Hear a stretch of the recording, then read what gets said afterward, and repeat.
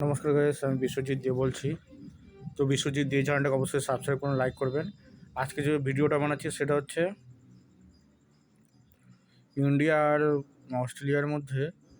India তো হেরে গেল। আমি আগেই বলেছি যে রোহিত শর্মা বিরাট কোহলিকে বাদ দেওয়া দরকার, ঠিক আছে? এরা যতদিন আছে ইন্ডিয়ান টিম কিচ্ছু করতে পারবে না। হ্যাঁ,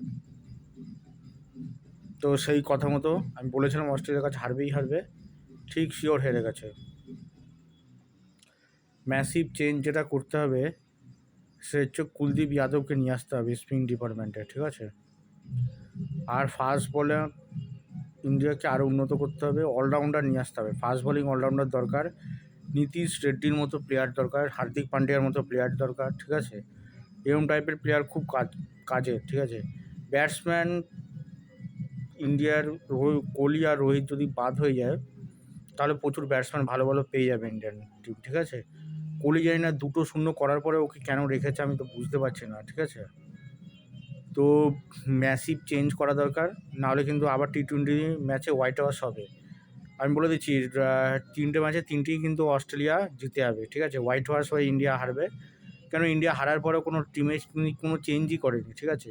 যে টিম ফার্স্ট ওয়ানডেতে খেলেছিল সেই টিমে সেকেন্ড ওয়ানডেতে খেলছে, ঠিক আছে? জানি না ওয়াশিংটন সুন্দরের কী কাজ ওখানটা, ঠিক আছে? ওর কোনো ওখানে কাজই নেই। ফাস্ট বোলিং অলরাউন্ডার দরকার, ঠিক আছে?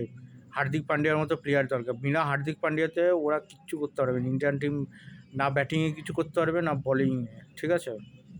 হার্দিক পান্ডিয়ার মতো প্লেয়ার ওই সব কন্ডিশনে খুব জরুরি, ঠিক আছে? ওই অস্ট্রেলিয়া, সাউথ আফ্রিকা এই সব জায়গায় হার্দিক পান্ডিয়ার মতো প্লেয়ার খুব জরুরি। বিনা হার্দিক পান্ডিয়ার মতো আরও দুটো প্লেয়ার লাগবে, ঠিক আছে? আরও দুটো হার্দিক পান্ডিয়ার মতো প্লেয়ার থাকলে তবে গিয়ে ইন্ডিয়া জিততে পারবে ওখানে গিয়ে, ঠিক আছে? আর কোহলি রোহিতকে ইমিডিয়েটলি বাদ দিতে হবে খেলা থেকে, ঠিক আছে? এছাড়া কিন্তু এইভাবেই ব্যাটিং ফল করবে আর ইন্ডিয়ান টিম হেরে যাবে। ধন্যবাদ।